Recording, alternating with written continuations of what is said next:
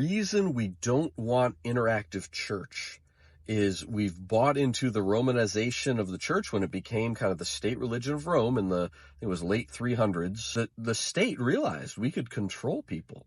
If we can control the church, control the dialogue, control the messages, and that was good news for the state, right? They got people to, be peaceful or to act a certain way. But that's taming the power of the gospel. And even today, we've set up these systems and these structures. And if you begin to question that, you are a threat to authority. A friend of mine said he was part of a reasonably good-sized church, and he wanted to form a small group within the church. Well, the church is like, okay, is your small group for young adults? Is it for senior citizens, young married couples? Who is it for? And he's like, no, I want it to be for everybody. I want it to be general interest. Anyone can come. And the church is like, well, no, you got to pick a group. Is it for teens, young adults, young marrieds, old people? Well, who are you going to cater to? And he kind of insisted, like, no, I want it to be for everyone. Well, that didn't fit in the church's org chart. They even just had to check one of the boxes just to kind of shut up the supervisors. And my friend, he eventually went and planted a church.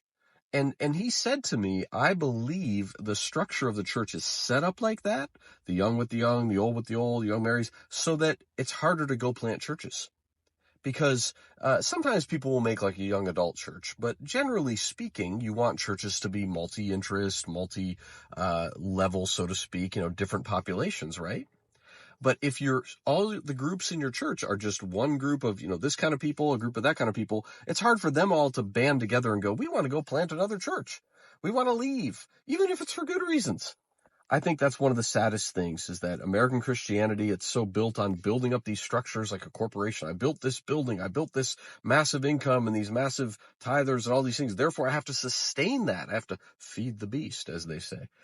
Well, folks, that's what's being threatened when you want to go the smaller way, when it can be threatened.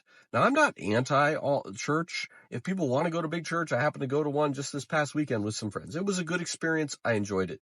But I'm under no illusion that that is the fulfillment of New Testament Christianity and that is the answer or the highest expression of church or Christianity. It may have a place, big corporate worship. There was an excellent teaching. Some of it was very good. But I'm under no illusion, and history proves we do this week in, week out, when we don't get better. We're not winning the loss. The divorce rate's the same or worse in the church. Something's not working, folks, and I'm here to talk about that.